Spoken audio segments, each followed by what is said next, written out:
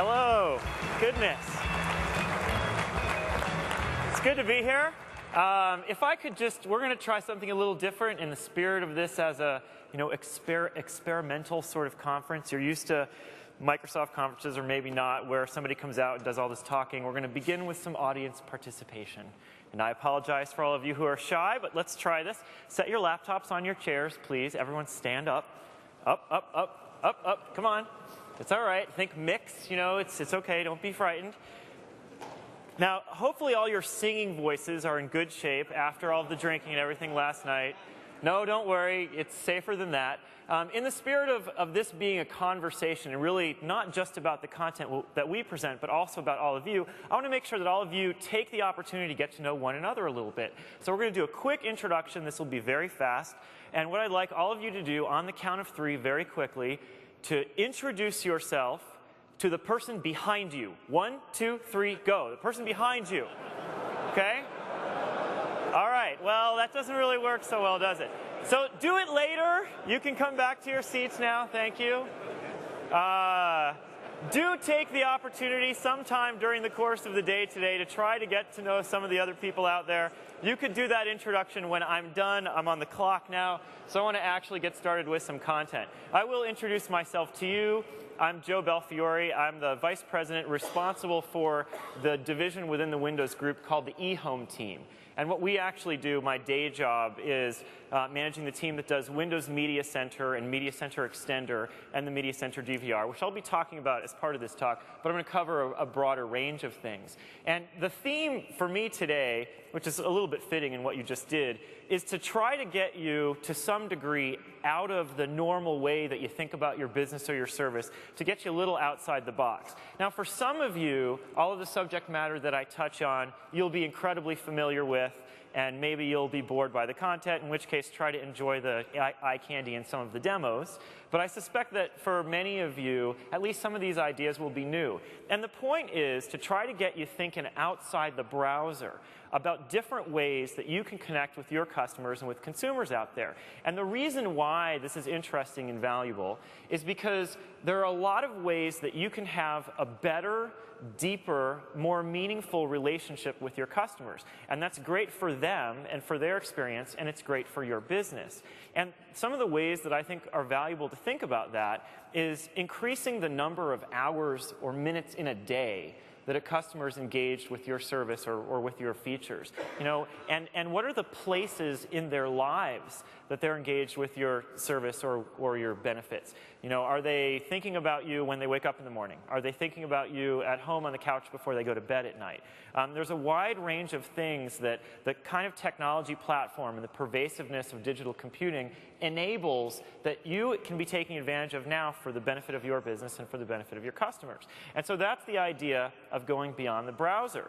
As Dean introduced yesterday, there's sort of these 5 areas that we want to talk about at MIX. He covered 2 of them. I'm going to try to cover 3 in an hour and a half. So we'll move quickly through this, and these 3 are the ones beyond the browser. The first is the idea of smart clients, where you have software on a PC that's a desktop or a laptop outside the browser. Second, mobile devices. And the third is having your service or experience part of the consumer's TV-connected experience. So I'm going to go through all 3 of those.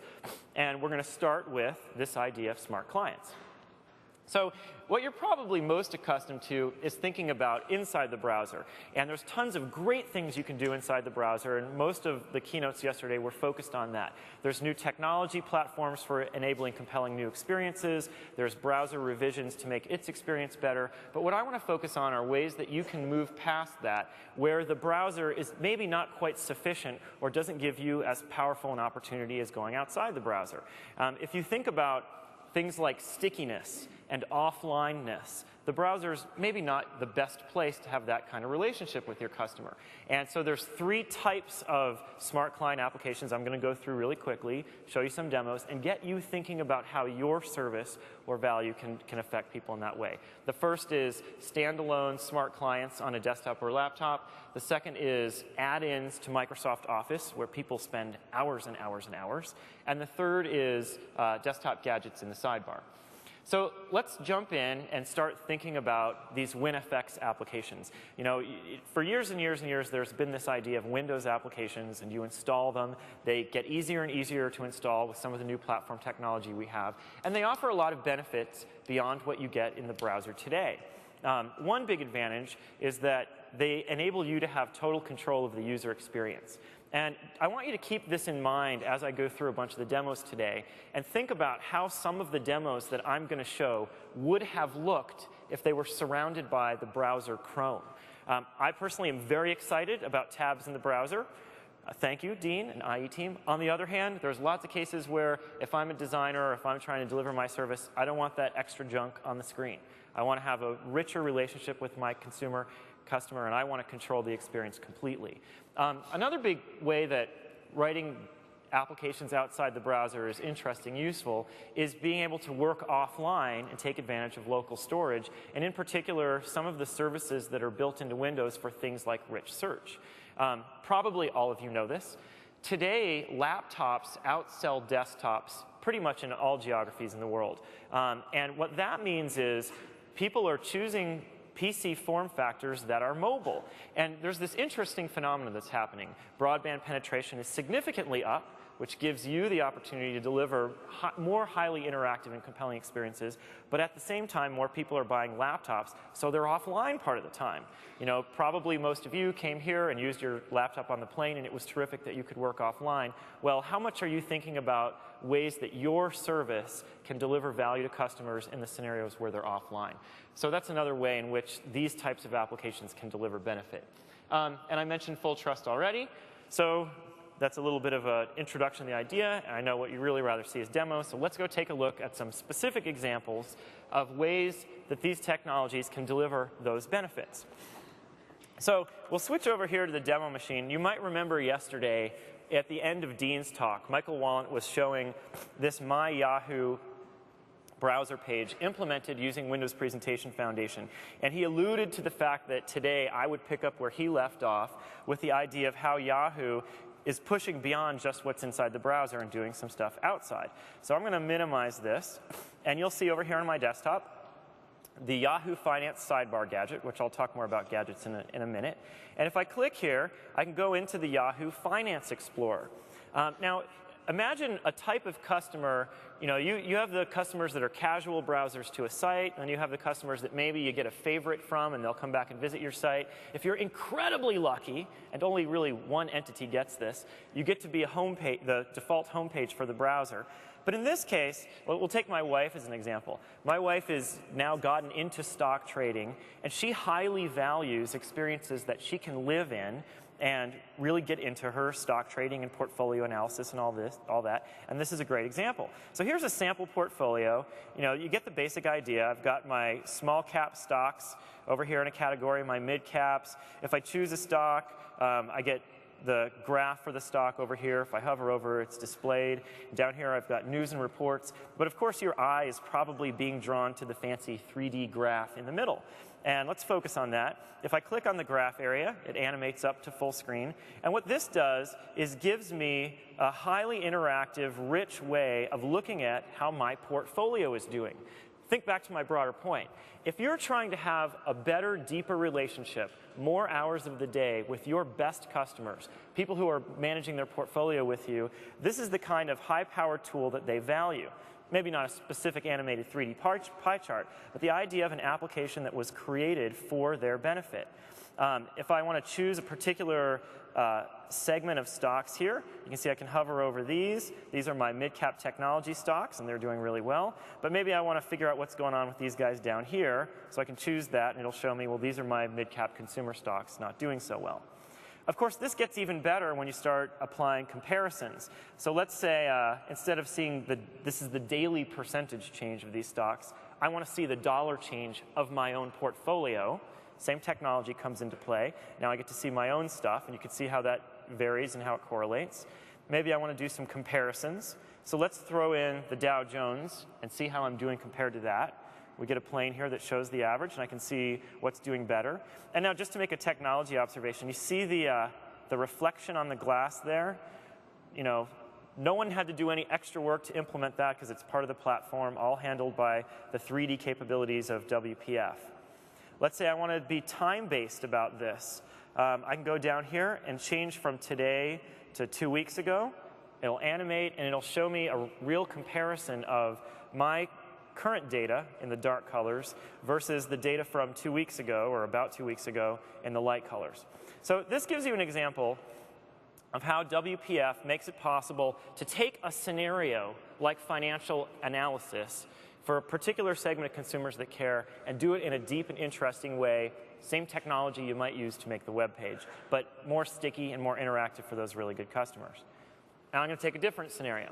I want to talk about content and the delivery of rich content and how you can create compelling experiences through these smart client apps in the realm of interactive content.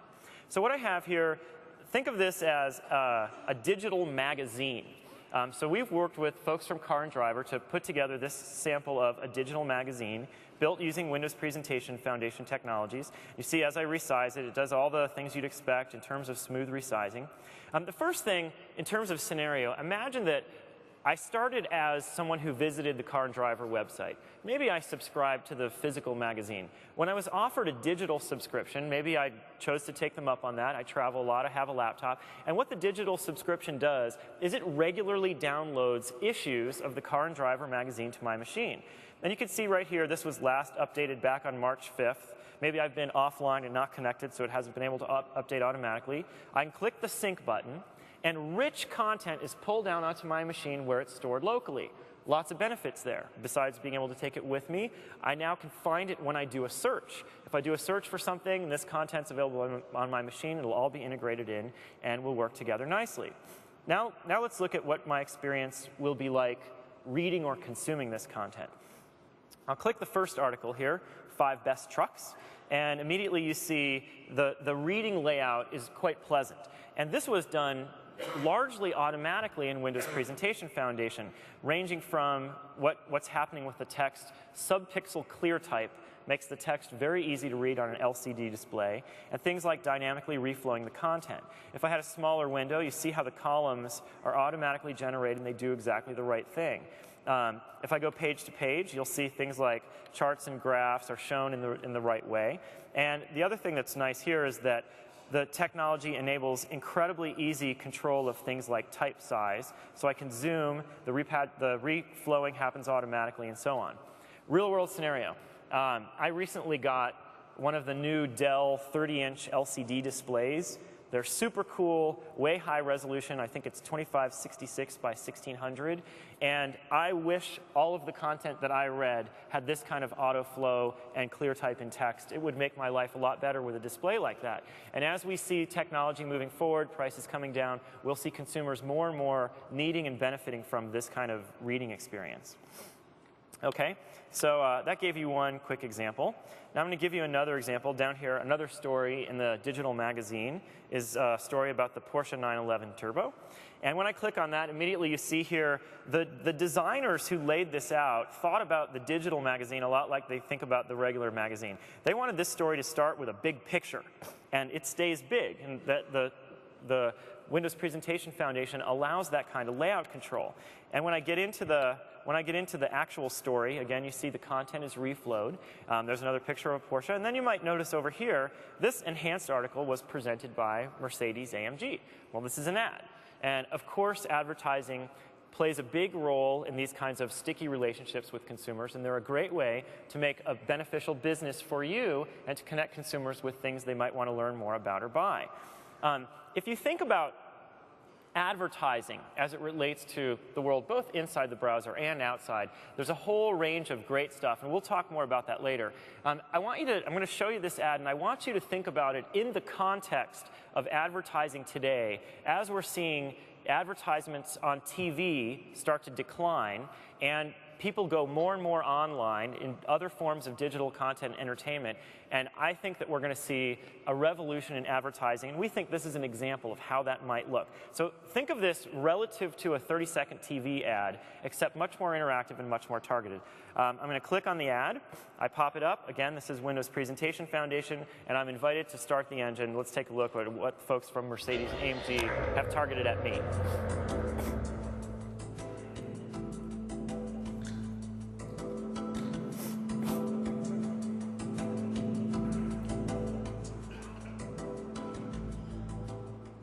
Okay, so what you're seeing here is actually some long-form video. It's really high-quality video, and it was put down on my machine during one of the nightly downloads. One of the great things about this idea of offline content is that the video content and multimedia content can be a lot bigger because it's put on the user's machine when they're not waiting for it to sit there and start streaming. And again, imagine the degree of personalization that's possible when I have subscribed to a digital magazine like this, and the entity that I have this business relationship knows something about me like they would if I were subscribing to a real print magazine. So the video part here has ended, and we're now in the interactive part. And of course, there's a whole lot of options and things that I can do as someone who has now been drawn into the advertisement. Now I'm at least vaguely interested. What are some of my choices? Well, there's an AMG, looks like an SUV here. No, I don't want one of those. Maybe a sedan, yeah, maybe, but what's the first one here? The CLS 55, okay, that looks cool. I'm further drawn in, so I'll click and keep going.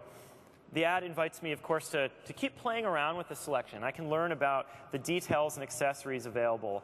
Things like the Sport exhaust, which, if I were going to buy one of these, I think I would definitely choose. Sirius radio, I'm a fan. I'll add that to my car. And how could you buy one of these automobiles without the lighted sill on the door entry? So we'll pick that too. Feeling drawn in by this ad, you see what I mean? It's working. Now we'll move on, and of course I get to do things like configure the paint color of the car. We'll choose black. And then over here, of course, I get to choose my wheel style. But now, departing from the ad itself, let's talk about technology. You've heard a bit about Windows Presentation Foundation, and you know it's a technology for creating user interfaces that scales. At its simplest end, it's text markup like HTML that all of you could do. At its highest end, it's a full 3D environment that can handle 3D models. And what the designers have done here, actually, is implemented this ad with the real 3D engineering meshes for the actual wheels of the actual car, so that the real high-end enthusiasts can take a look at what the wheels will really look like. And because it's a 3D model, you can manipulate it, arbitrarily here, and it's all being rendered, taking full advantage of the 3D hardware on this advanced PC. So it's a little bit of a gratuitous technology demonstration, but all of you who are designers and developers and think about these kinds of things can imagine the improvements to your productivity and using real models that are used in your business today and in offering that richer experience to consumers. Now, once I've done my customization, I'm taken back to a closing that tries to make an emotional connection with me, where I get to see a little bit more video, my car is shown, and where if this advertiser wanted to, of course, they could direct me to a place where I could make an order, they might collect some more personal information from me, and so on. So that gives you a sense for how we think the Smart Client Platform and things like Windows Presentation Foundation can help connect consumers with commerce offers and advertisements, giving them more value because the ads are more engaging and more personal, and giving you more value because it's a way to create a highly monetizable business. So that gives you a look at a couple of ways that you can do smart client applications targeted on the PC. Now I want to transition and talk about a second way and place that you can try to claim some more hours or minutes in the day by interacting with a scenario that probably many or most of your customers do, and that is in their use of Microsoft Office. Office, as you know, of course, highly popular productivity software, and people use it in a wide range of ways. I'm going to show you two quick demos of how you can do add-ins with Microsoft Office. And the first one is going to be on today's version of Microsoft Excel. This is shipping Microsoft Excel. And so think of literally the hundreds of millions of people out there with Office, and in this case, who work with spreadsheets. Well, we'll go back to my wife as an example, who I mentioned earlier in the context of the Yahoo Finance Explorer. My wife uses a spreadsheet to keep track of her the portfolio of stocks that she's dinking around with. And actually, in preparing for this demo, I went home and installed the thing I'm about to show you, and she's like, I had no idea that was there, how totally cool, I'm going to use this all the time. And what it is, this is the MSN Money Excel add-in. What's it for? It's for importing stock information into your spreadsheets and keeping them there in real time. So this is what I showed my wife. I click Insert Stock Quotes, and the MSN Money user interface appears. And this is incredibly simple. All I do is type in some stocks. We'll put a couple in here. Then I can choose which properties I want to track in my spreadsheet. We'll add all. Where in the spreadsheet it goes, I click OK, and voila, I now have, and actually this popped up, but I clicked away and made it disappear. I want you to see this. When I inserted this, the MSN Money add-in popped up this dialog, giving me a little bit of information. And this could have been an advertisement, of course. I'll close that. And now I have a spreadsheet that gives me a lot of information about these stocks. And the beautiful thing is, I don't have to do today's manual process of going to a site in the web browser, finding some data, and then copying and pasting it. We can use web service technology to create a rich connection between your services and Microsoft Office and display things like advertisement or additional value add in a way that makes life easier for consumers and better for you. If I pick one of these, you'll see exactly how this works. In each one of these cases, there's a formula that calls a web service API and provides a parameter to the web service, and the value is displayed. It's incredibly simple. Anyone could do this. And as a real-world example, of course, what people like to do is create spreadsheets where they chart and graph, and whenever you want to update the information, you just hit the Update Quotes button, new information is displayed, you get this pop-up from the add-in, and the consumer has a better experience. So that's one simple example of how you can connect your value to Microsoft Office.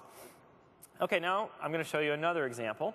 This time I'm going to talk about the upcoming version of Office, Office 12. And you may have had a chance to see this before. There's a new user interface in Office 12. It's highly enhanced. I'm not going to go into that in any detail. But I do want to show you one of the other enhancements in Office 12, which is that it enables richer and more compelling ways for services like yours to add in to Microsoft Office. Speaking from a personal example, I spend a huge amount of my time in Outlook. I use it, obviously, for email. All my stuff flows in there. I'm in my inbox all the time. I'm in my schedule all the time. I use To Do. It synchronizes with my smartphone. It's great. If I were somebody that cared deeply about eBay auctions, it would be an incredibly good place for me to track all those auctions. And so what we have here as an example, of course, this is Outlook, as I mentioned. Here's my mail inbox. I've got all the things you'd expect. But added in, we've got an example here of eBay built into Outlook, the My eBay section. And when I go down here, I've got a folder for bidding and a folder for watching. When I choose watching, you'll see a bunch of these are Outlook items. They're real Outlook items that are placed there by the web service, integrated with Outlook, and so all the benefits that I talked about are now applied to these items. If I do a search in Outlook, these will appear. If I sync to my smartphone, these will appear. If I sync and take my laptop with me on the plane, they're all there. And what they do is let me manage my interaction with auctions on eBay. So here you can see I'm interested in an Elvis jumpsuit for here in Vegas. Here we've got a Priscilla Presley t-shirt. And of course, I was lucky that I discovered, let me open up this item, Dean yesterday on stage with that cool IE7 t-shirt. I don't have a cool t-shirt of my own, but lucky for me, he's decided to sell his. So he's got an eBay auction up here. The t-shirt everyone's talking about, there it is. It's offline, showing up for me automatically. And if I want to place a bid, you can see how eBay has customized the toolbar here in this Outlook item. Highly customizable, possible for you to do in richer ways than we're showing here, but you get the idea. In this case, because I live in Outlook, because I take these items with me offline, I get that kind of data in a richer way than I would if it were confined to the browser. And then the last thing over here, new feature in Outlook 12 is this to-do bar. And I use this a lot, especially on my big screen display. I like to have the calendar up there and to-do list items. And you'll see my eBay items appear here as well. One of the things about auctions, if you think about it, they're highly time-oriented things. And it's very useful, if this is what you care about and want to do, if you use Outlook to keep track of your appointments and you want to get pop-up reminders, then having those items as part of your Outlook experience is highly valuable. Again, I'll get a reminder on my smartphone if an auction is due if I'm not connected to my PC.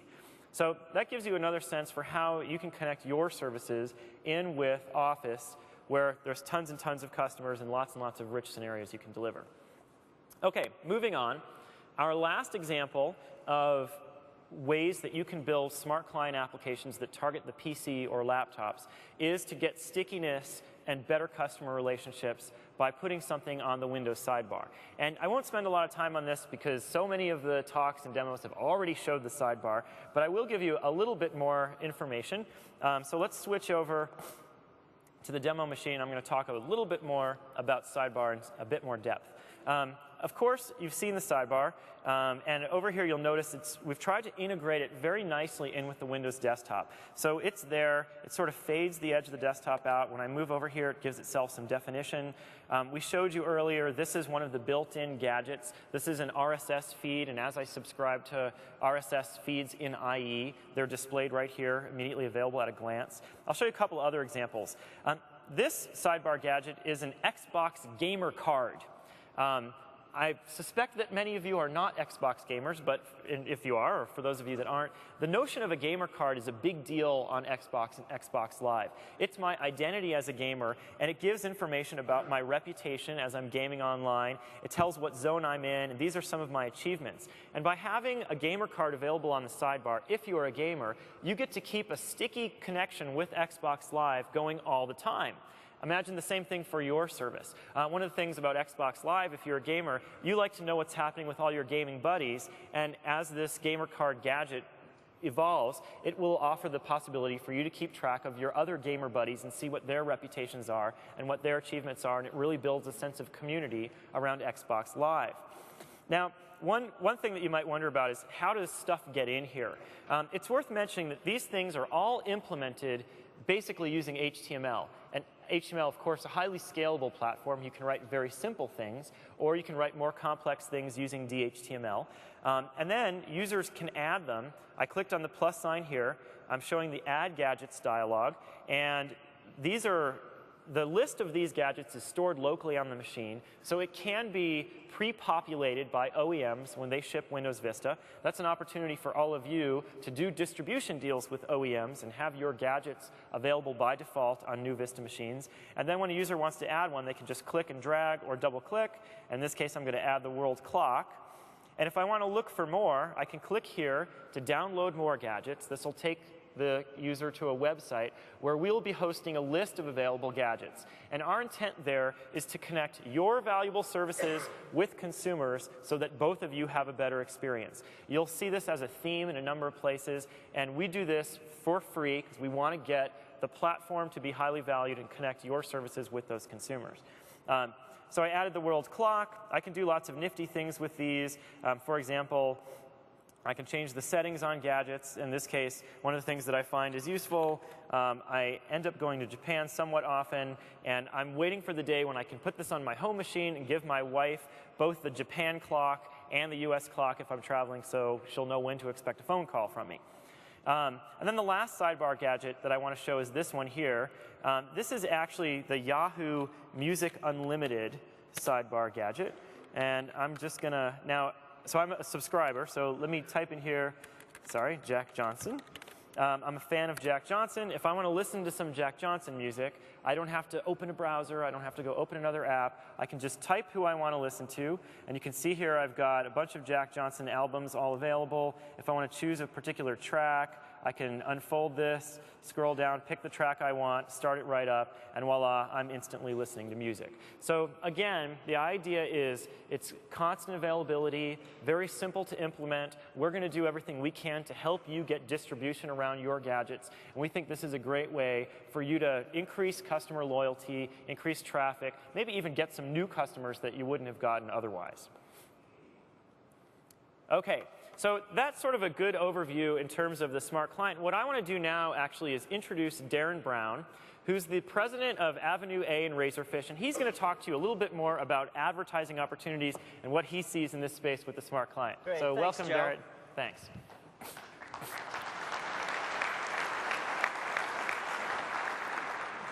So for those of you who don't know, Avenue A Razorfish is the largest digital marketing agency in the US. Our clients include companies like Kraft General Foods, Procter & Gamble, Nike, Coke, and of course Mercedes-AMG. These guys are big brand consumer marketers. Many of them don't sell direct.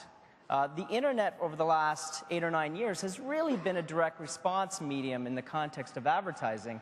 But as Joe said, with broadband penetration rates increasing dramatically, big consumer marketers are now saying there's an opportunity online. Historically, they've used television to build their brands. But as Joe also said, television isn't working as well as it used to. There's a couple of reasons for that. First of all, consumers have moved online. And it's not even just moving online, they're living online. We talk about these things called digital lifestyles.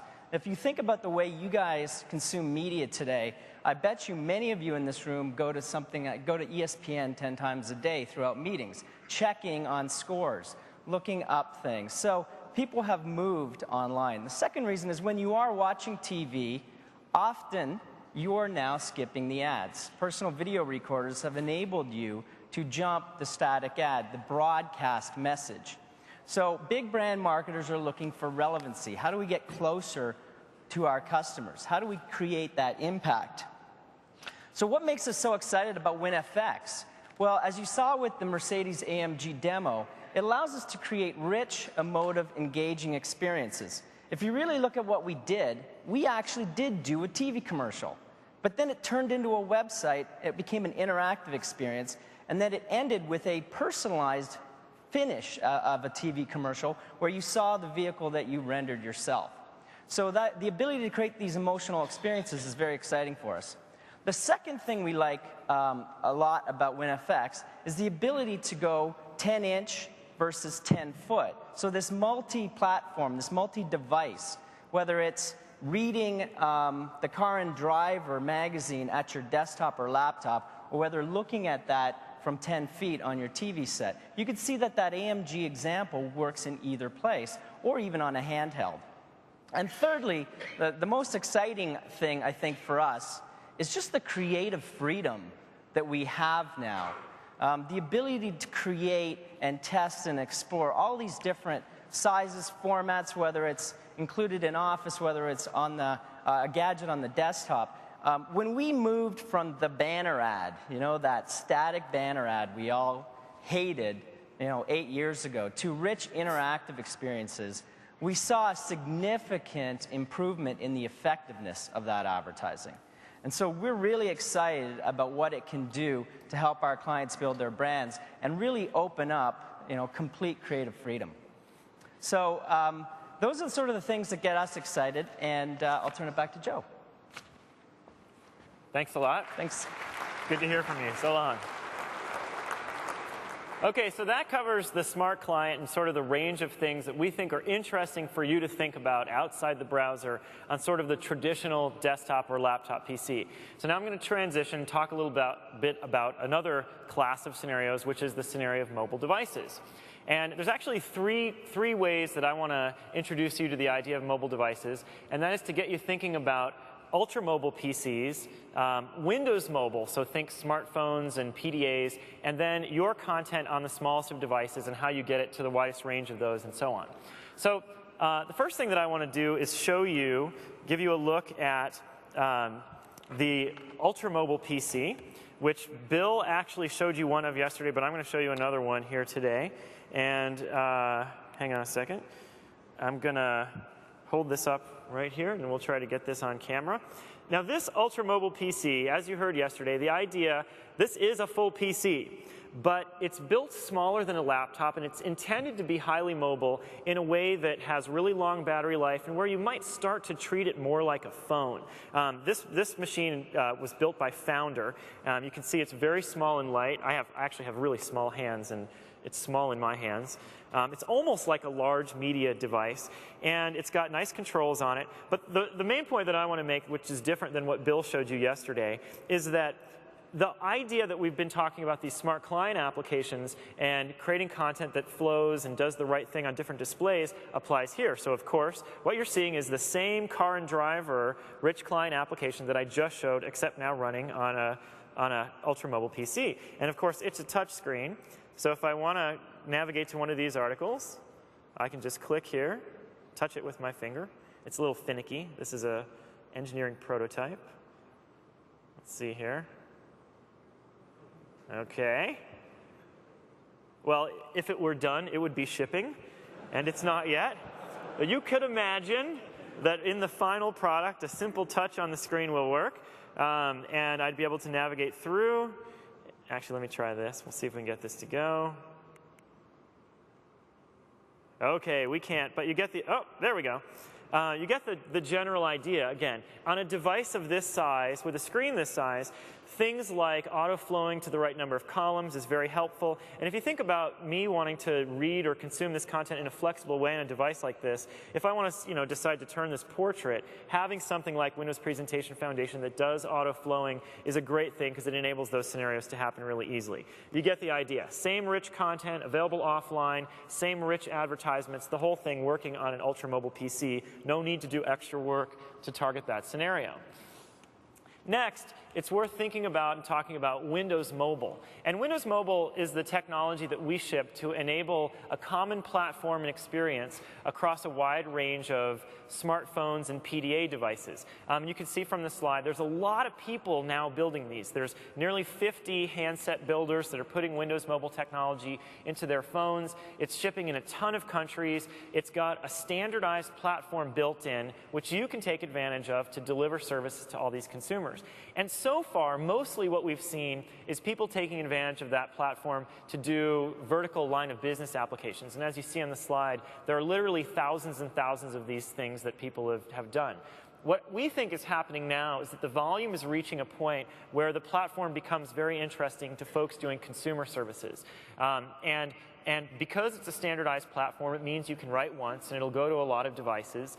And the other thing that we're excited about is taking some of the technology that we've been talking about here, in particular Windows Presentation Foundation, and making that available working on small devices like these Windows Mobile devices. So we will be bringing that technology as well, enabling you to do things like the car and driver application and have it scale all the way down to the smartphone, work offline, all those sorts of great scenarios. So this is a way that we think it's definitely worth thinking outside the browser. And then the last area, of course, that's compelling is being able to get content to flow from your service onto lots and lots of devices. And one of the things that we've invested in quite heavily is the idea of a format and a DRM that can work across lots and lots of devices. We try to identify this idea as plays for sure, where you can offer content in whatever business model you'd like, free for trial, subscription, pay for purchase, and have it work across a wide range of devices, whether they're small portable devices or things like the Xbox 360 that I'll be showing later. And with that, actually, I want to take just a minute and give you a demo of how the portable device integration is evolving in Windows Vista. So what I'm going to show you is the Windows Vista media player software and how it interacts with a media library and with portable devices. So I'm going to start out, just give you a quick look. This is the new Windows Media Player in Windows Vista. You can see it's got a substantial revision to the user experience. We think it's much more attractive and much simpler. Here the default view is an album view where you can see this is my music collection, and it's all showing album art, so it's very easy to find the content that I'm looking for in this kind of view. I'll give you a quick look at some of these other views. If I look by artist, you can see here a grouped view of all my artists. And as I scroll by, you can see which artists I have more than one album of. And we're using we're using the platform here to build a highly interactive, attractive view. These are the real album covers for the other albums by that artist.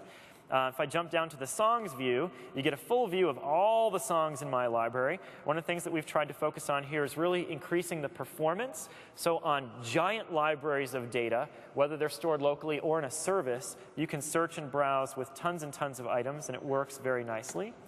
I'll switch over here and show you the genre view, where you can see, I've got, what's a good example? I've got a lot of rock, 3.7 hours of rock. And you can see some of the album titles there. And somehow this machine ended up with 3.5 hours of soundtrack content. Not sure how that got there. A new view for us, one that customers have asked us a lot for, is being able to view music by year, which is also pretty handy, by the way. And the other thing that I want to show you, what I've been looking at is my own library, but at the same time I have connected to this machine a Creative Zen player. And when we attached this to the machine backstage, it was automatically recognized. It displayed a photo of the device. This is what the device actually looks like. And it showed a gas gauge here of how much space is taken up with content on the device and how much remains. So in scenarios where, let's say I'm about to go out for a run, I'm in the mood for some of the music that I was listening to maybe back in high school, which takes me back to the mid-'80s. So we'll pick, from 83 to 86. I can grab all that music, just drag it over here to the sync list, and click the sync button, and it'll be on the device. Pretty simple. One of the other things that's new, and all of these things are things that we've learned in the process of shipping this software and hearing from customers. One of the things that's new in Windows Vista Media Player here is the ability to look at the content that's already on the device using the exact same rich views and manage it directly. So if you end up with a device like a flash device that doesn't have that much memory and you need to decide which content you want on there, there is both a simple automatic way for that to happen and an attractive, simple manual way for that to happen that works exactly the way you're used to managing your own library. And the one thing that this all fits together with is the idea of service content that either can be stored on my machine. All the stuff that I was showing you up here in my library could have all been downloaded subscription content, all of which I'm paying for on a monthly basis. I treat it just like I would content that I might have ripped from CDs. And I can transfer it to portable devices exactly as simply as I just showed you. And what I showed you was music. You can do the same exact kind of thing for videos as well. So this gives you a look at some of the ways that we've tried to make this experience simpler, more attractive, and more compelling, and really make that end-to-end chain from device to PC to service work really well for consumers. OK, so that covers that particular demo. And that covers my segment on mobile devices. And what I'm going to do now is spend some time talking to you about TV-connected devices. Now, I'll probably spend more time on this because this is what I work on day to day. But I do want to tell you a little bit of the story of Windows Media Center and where we're at and how TV-connected devices is a terrific opportunity for you and your services. So I'm going to tell you this story. I want to give you a sense for sort of the vision and the idea of what Media Center is all about and how you can do these kinds of TV-connected experiences. We think of this as a combination of three things. What we're trying to do is build something first that offers compelling, simple value add for consumers. If they see it, we want them to want it. We want there to be some compelling built-in value. When you buy a PC, it now works with a remote, a simple end-user experience that gives you access to your music, your pictures, your PVR content on your PC. OK, that's part one. Secondly, though, it's not just about our experience. If you read reviews of Media Center or if you've played with it, probably mostly what you've seen is our blue experience. But what we care deeply about is building the world's best and most compelling remote control application platform. If you think about the idea of getting content to the TV and creating interactive experiences that are simple to use, media-oriented, and work with remote control, we believe greatly that the PC is a terrific device platform for enabling all of you to build compelling and exciting applications. You know the tools already. You're implementing for the browser on the PC already. You're looking at the platform technologies already. You're probably going to target the PC already. So it becomes a simple matter of reconfiguring your user experience to work nicely with the remote. And that's the platform that we're trying to build. And then the last thing is taking those two parts, a built-in environment that gives basic functionality, third-party app platform, and getting it from the PC out onto the TV set via a range of devices. And this is the idea of media center extenders, or TV-connected devices that take the experience, our experience and yours, on the PC and remote it. They get it out onto the TV set via a connected device. And we're in our second iteration of this technology. The first iteration of Media Center Extender shipped about a year ago, and it's the silver box on the bottom and the Xbox One called the Media Center Extender. And that idea, you buy one of those boxes for about $250. It's completely silent. You hook it up on your home network, and it remotes the entire Media Center experience.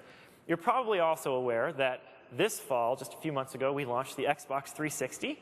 And one of the things that we're excited about that is it has Media Center Extender technology built in by default. So what that means is every Xbox 360 that's shipping, in combination with every Media Center PC that's shipping, is a potential TV-connected eyeball for our experience and for your service. The idea is, let's get devices out there that when consumers hook them up to their home network, they get the rich, interactive Media Center experience with your app on more than one TV in their house. And today, the product supports up to 5.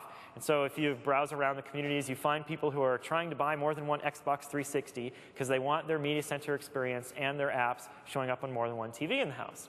So that's the general idea. These three things put together, which we think provides for you the best way to get your service showing up on millions of TV screens. Simple. Now, one question you might ask yourself is the phenomena big enough to invest in? And it's worth talking about sort of where we're at with the marketplace and what kind of momentum we see with this. So this chart shows you an analyst view of the volume, specifically of Media Center and Xbox 360. And let me talk to some of the facts that have led to this prediction.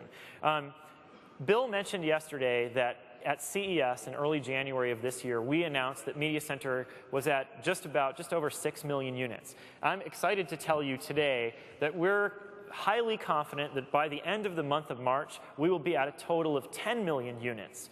The volume ramp for Media Center has really taken off. We're seeing Media Center sell at a rate of about 1 million a month.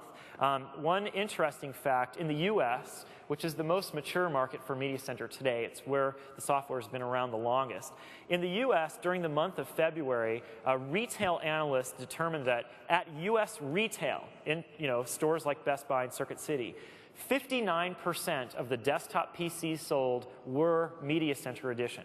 So what we've seen in the US desktop market is consumers have gotten just enough awareness. OEMs and retailers see the business value in these machines going out, and the volume has tipped such that the majority of PCs sold today have Media Center on them. Now, a lot of those PCs will go into dens and offices and be used like normal PCs. That's great, no problem, because along will come the Xbox 360 and in the future other devices that, when hooked up on the home network, run the same software and the same platform on the PC and get that experience out to more than one TV set in the house. And you can see an analyst projection of what we think will happen with Xbox 360. So in combination, we think that this set of devices really will provide a high volume of eyeballs and a great platform for you all to do innovative work. In fact, a lot of people are already jumping on this bandwagon. These logos are examples of a bunch of companies that today have shipping Media Center applications. The Media Center application platform we've had available for about 2 years now. Today, it's entirely based on HTML. So you can write your app in HTML. You can stream it from a server. You can use Ajax, Atlas, Flash, whatever you want in the HTML platform, and that all works. It's very easy to write, and all these folks have done it. And it leads to apps that look like these. All of these are screenshots of apps that are shipping today. And if you want to try these, you can go get a Media Center PC, launch it with a remote or with your mouse, go to a thing called Online Spotlight, which we offer as a built-in feature of Media Center that connects you to a portal where you can link off to all of these experiences. Again, the idea is we want to run a service that connects consumers with your valuable service and content. And it's interesting. I was in a meeting a couple of weeks ago with some folks from Turner Broadcasting, and they were showing us some of the work they're doing on Media Center, and their EVP of Business Development made a comment that sort of stuck with me. He said, we're excited about this, and we're investing in it because we think today the number of broadband-connected PCs in the US is about the same as the number of TVs that were hooked up to cable when we launched some of our cable channels. Now, that sort of struck me as interesting. You look at broadband penetration, the number of PCs today in the US that have broadband is about as many as when Turner bet on cable a few years ago, and look where cable's gone. One thing that's an interesting fact, too, that we've learned in our Media Center research is that 74% of the current installed base of Media Center customers have broadband. So these folks tend to be more technically inclined. They tend to be higher-end customers. They tend to be more connected with broadband. So the era of creating broadband TV channels is really quickly upon us. And what I want to do is actually give you a demo of how that looks and works. So we're going to switch over here, and I'm going to show you actual shipping software here. This is the Xbox 360. What you're seeing on the screen is the Xbox 360. It's connected to a shipping Media Center PC, and it's running the Media Center experience. And if you've seen Media Center, then probably you might recognize that what you're seeing on screen here is pretty much indistinguishable from what you would see on the PC. With the Xbox 360, we took the UI renderer of Media Center and ported it to the Xbox so that the graphics hardware on the Xbox is used to render all the user interface. And that gives you smooth animations and a compelling experience. And it also lets us display high-definition content. So you make no sacrifices as a Media Center user if you're viewing it on the Xbox 360.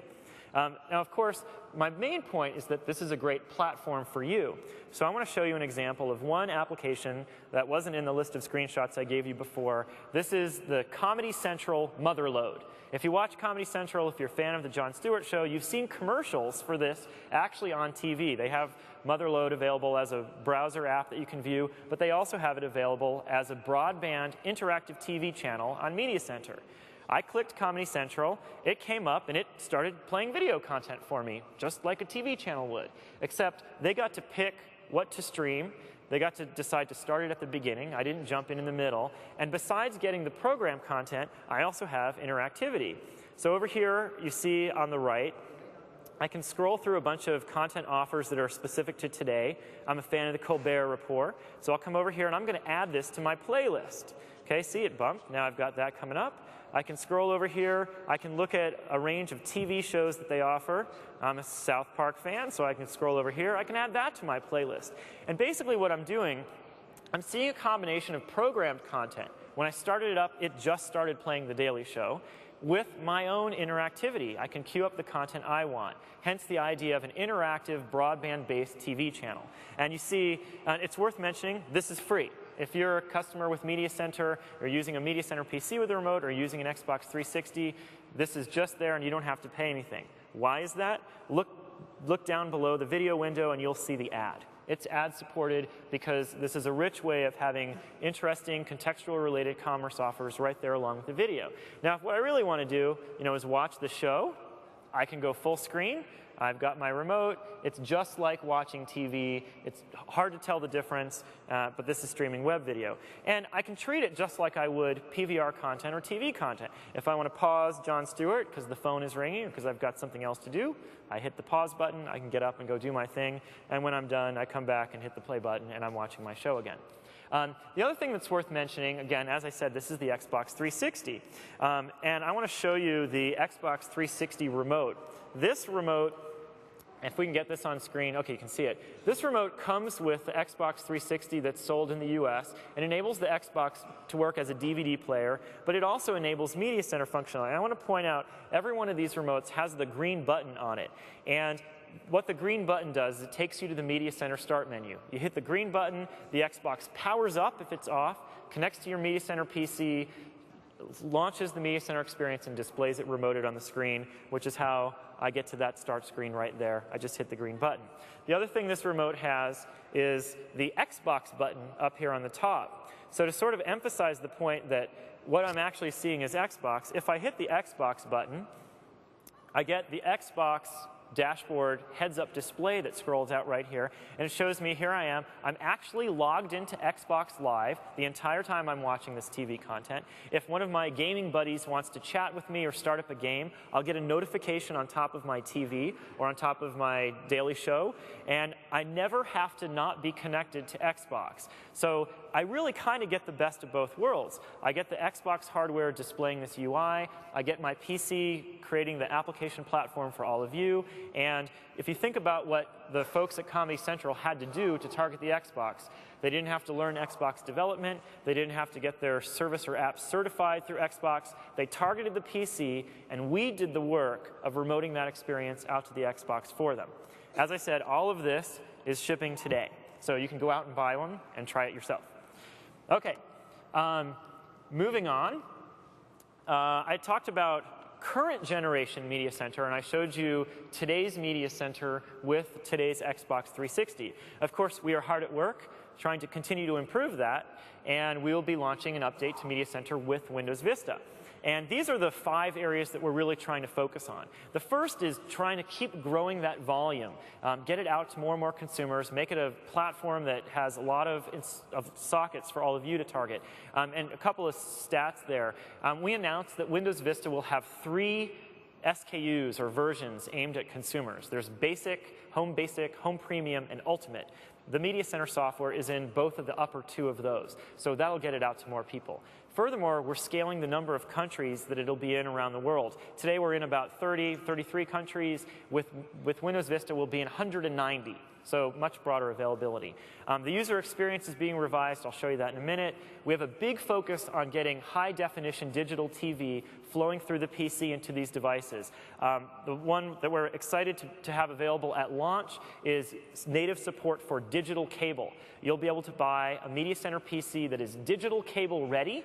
You just plug your coax in, call your cable company and get a cable card and stick it in, and now it's a no-compromises experience getting all of the high-definition channels, local, national, that your cable company brings to you, delivered with digital quality through the PC and streamed out to the Xbox 360 and other devices. We also announced at CES a deal with DirecTV to be bringing the DirecTV service to the PC and enabling all that great experience and content to be available through Media Center. Platform advancements are a big part of what we're trying to enable, and I'm going to show you a couple of demos in a second of how we're expanding the platform. As I said today, our platform is comprised of HTML, but with Vista, we have 2 new platform technologies that will be available. The first, of course, is Windows Presentation Foundation. You'll be able to write your apps in Windows Presentation Foundation and scale them up to the remote control and have them remoted out to devices. And then secondly, we're exposing our Media Center presentation layer, which we use to implement Media Center itself as a mechanism that's really designed explicitly for 10-foot applications, and both of those will be available. And then, of course, the idea of whole home distribution and getting those experiences out to more than one TV in the house.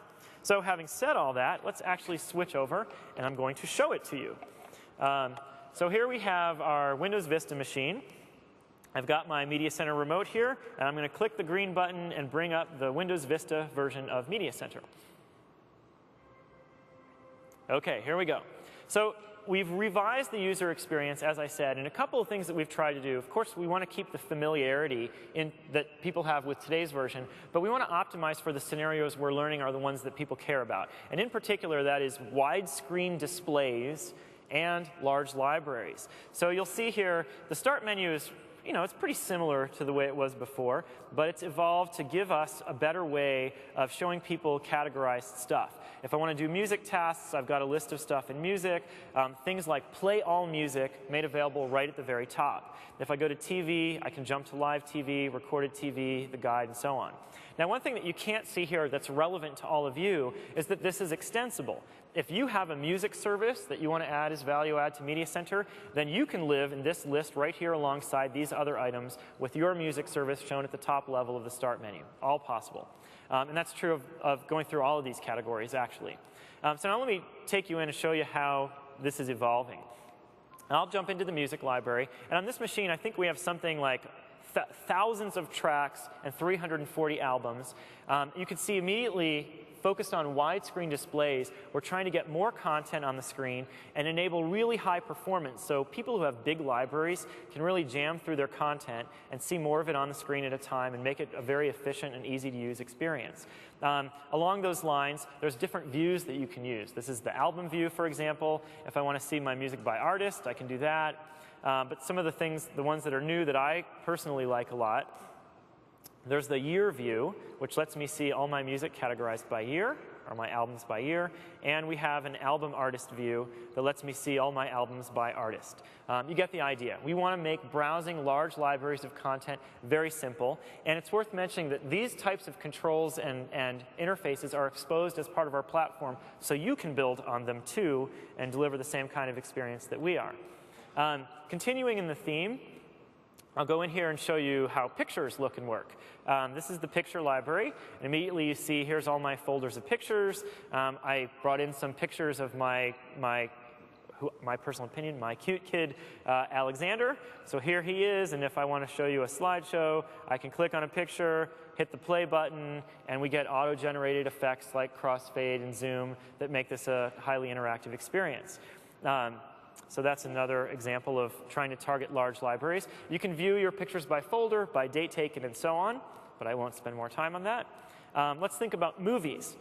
Media Center supports DVD changers today, and in Vista, you can chain more than one of them together. So if you have a bunch of DVDs, and we know that a lot of Media Center customers actually do have a lot of DVDs, then you can get a rich, highly interactive view of that movie content like this. So I might have Jaws in my DVD changer. If I select Jaws, I get a bunch of metadata available for Jaws. And it's worth mentioning that this is extensible too. If you have a service that offers value add for movies, it's possible to hook in so that your value add is accessible through our movies view. And then the last thing I'll show you here in terms of our experience is TV. I'll jump into the recorded TV area where you see, again, the same theme, highly visual view of information. I can scroll through all my recorded TV shows. We're automatically generating a poster frame for each of these show content so that it's easier to browse. And I'm going to pick this one, which is high definition content. As I said, high definition, a big theme for us, enabling native cable high definition content. And I'm going to actually skip past the opening credits. And here you see high definition recorded content as part of Media Center, working just as you'd expect. You can change channels using a quick channel changer guide, or our full guide service is built in, part of Media Center, no monthly fee, and that's available to choose TV shows to watch or record. So that gives you a general look at what we're doing to iterate the experience. And one of the main reasons why I wanted to show that to you is to give you a sense of that user experience and to underscore the point that that platform upon which we built that is now available for all of you. So what I'm going to do actually is jump into a demo of that. I'm going to go over here into more programs, where these are locally installed programs, and some of the ones that ship with Vista, some of the games are now remote control enabled. And I'm going to show you an example Media Center RSS client that we are writing as a platform sample. Now I want you to watch as this launches. This is using the Media Center presentation layer, and what you see in the beginning here is not a movie. This is an actual animation flying through transparent GIFs, all rendered in real time, fading out and taking you into this RSS client. And what we've done here, we've actually done this as a sample. This is not a feature of Media Center that will ship as part of Media Center, although we will make it available on the web for people to download. And we're going to take all this source and make it available in the Media Center SDK to help you learn how to do apps like this using the Media Center presentation layer. And we designed it to be intentionally gratuitous with all the animations, because the point is to show what the platform can do. And what this does is it takes the Windows Common Feed library, the RSS support that's in Windows, and it merges it with Media Center so that you get an RSS experience for viewing text or audio or videos that's highly interactive and feels more like something you'd want to consume on a TV set.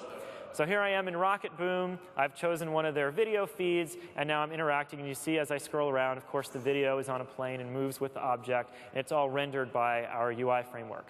And worth mentioning as you look at this, If I were doing this through Xbox 360, everything I have shown you so far, including this app, would be rendered by the Xbox, taking advantage of the Xbox's hardware capabilities, and working just as smoothly on up to 5 additional TVs in the house besides the local media center that you'll be seeing here.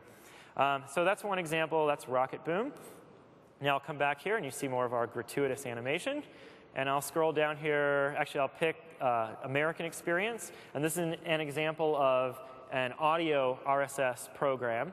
And in this case, they've provided previews for the different programs here. And I can scroll down. I'll pick this one. There's a textual description. And when I choose that, the audio will start playing. In just a second, it'll start streaming here, I think. There we go. And now we're listening to the American Experience from the comfort of our couch in one of up to 5 rooms in the house. You get the idea. So that's my first Media Center new platform example. I actually have a second example as well. If we could switch over to the second machine. Now I want to show you this app, but before I do, I want to explain a little bit about what's going on here. What I'm going to show you is an app that was developed by Resonate and Electric Red. Now Electric Red is a company that you might not have heard of. What these folks are doing is they're delivering media experiences for high-value consumer properties like NASCAR, the NHL, NFL, NBA, all of the major sports. Because the folks who are into those sports, which I happen to be one of, can be wildly passionate about the content, the personalities, and the experiences. So Electric Red is partnering, in this case, the demo you're going to see is their NASCAR portal. And what these folks have done, and I'm not going to go into the wide range of detail, they're building a full WinFX application that uses everything from Windows Presentation Foundation to Windows Communication Foundation to workflow, all of the platform technologies, to deliver an end-to-end experience that works both on Media Center, but scales all the way down to portable devices. In fact, they have some of these in retail trial in Canada and the US today. You can go into stores and buy a small portable device that's syncing content from NASCAR, so you get your NASCAR video fix on a keychain-like device. But what I'm going to show you here, think of this again as a broadband interactive TV channel implemented using Windows Presentation Foundation. So I'm going to click the Continue button, and we'll start this up. All this is real-time, the Electric Red NASCAR experience. OK, so we got our startup animation, and immediately it starts playing content. And I've got the clip of the day streaming from the NASCAR service. And I can browse through all this. And as you would expect, of course, with Windows Presentation Foundation, it's a full 3D environment. So the carousel effect that you see here with the curved background and the text being rendered is all very easy to implement using 3D models. In fact, from the perspective of developer productivity, these folks were excited because 2 people built this UI in about 2.5 weeks using Windows Presentation Foundation, and it naturally works right here with the Media Center remote. It's super simple. I'll show you a couple other parts of it. If I go into Off the Track, this is a way for NASCAR fans who, as I said, care about the personalities and the teams and want to keep track of this information, can jump in and look at video clips, which will stream from the server. So I can browse through and pick video clip, or I can hit the back button, move around. If I want to follow teams, here the highlighted team today is Roush Racing. I won't choose that one, but maybe what I care about is drivers. Again, highly personality-oriented around all these sports and around NASCAR. So I'll pick this one. And I personally, I've seen a lot of these Media Center apps, and I've seen a lot of user interfaces. This particular screen, at least for me, I think is a terrific example of innovation in design and implementation to provide what is a cool experience. In this case, they're trying to highlight these drivers. So what they've got is a profile of each driver that I can navigate through in 3D carousel. And as I pick one, recent videos for that driver are shown and are available. So if I'm a Carl Edwards fan, and I want to go over here and pick Carl Edwards video, I can scroll over, and we'll pick this one here. And of course, it starts streaming from the web. And as you look at this and think about what you're seeing, and imagine someone consuming this on their 50-inch plasma in their family room, is this TV? Is it broadcast? Is it a PC app? Is it a website? The line is highly blurred. And it is this kind of deeply interactive, rich experience that we think can really help you connect with your customers in a more meaningful and deep way. And we think that the platform technologies that I've talked about are a very efficient and effective way for all of you to do that. So this is a set of work that we're actually quite excited about, and that gives you a look at some of the stuff that's happening with Media Center going forward. So let's see. That covers the 3 big areas that I wanted to hit. The smart client and how you can use WinFX to build rich applications from the presentation layer, the communication layer, workflow, get them outside the browser, make them sticky, have a deeper and better relationship with your customers that works when they take their laptop on the road with them. Get on their phones, get on portable devices, and get on their TV sets. It's funny, as I was preparing for this, I was thinking about personal scenarios where I'm either feeling satisfied by what we're doing as an industry or where we're not. And I was thinking that one of the things that I'm really into, I like fantasy football. I'm a big football fan. My wife and I have gone to a lot of the Seahawks games this year. We subscribe to DirecTV NFL Sunday Ticket, and we've been doing fantasy football for a whole bunch of years. And it occurred to me that that is the perfect scenario for the kind of breadth that I'm talking about. On Sundays, I would consume fantasy football for 12 hours if some of you would give me the service that let me have it on my phone while I'm at the game, on my TV while I'm flipping between the games. I want the ticker on my TV that shows the scores of my fantasy football league and my team, the performance of all my players. And I think that we're on the verge of having the platform technologies that really make this possible and getting the distribution out there and seeing the apps developed. And I think if you think about that scenario, it's the kind of deep, broad, even constant relationship that all of us in our industry can start to have with our customers. And I think that can be massively beneficial for them, because I'll get my 12-hour fantasy football fix, and massively beneficial for all of us, because what a great business that could be. And so that's the idea of these platform technologies and thinking about it broadly and how you can get outside the browser. Now, if you want more information about all of this, there are a whole bunch of talks that cover the various things that I mentioned. If you want to think more about how you get closely embedded with those hundreds of millions of Office users who are spending hours and hours and hours in Outlook or Excel, there's a talk to get you more into it. If you want to know how to write Media Center applications like these ones that took a couple of developers a couple of weeks, there's talks that help you do it. And hopefully these resources will be useful to you, and hopefully this talk gave you a little bit of an eye-opener around things you can do. I appreciate your time, and I actually got you out of here a little early. So enjoy the rest of the conference and have a good day. Thank you.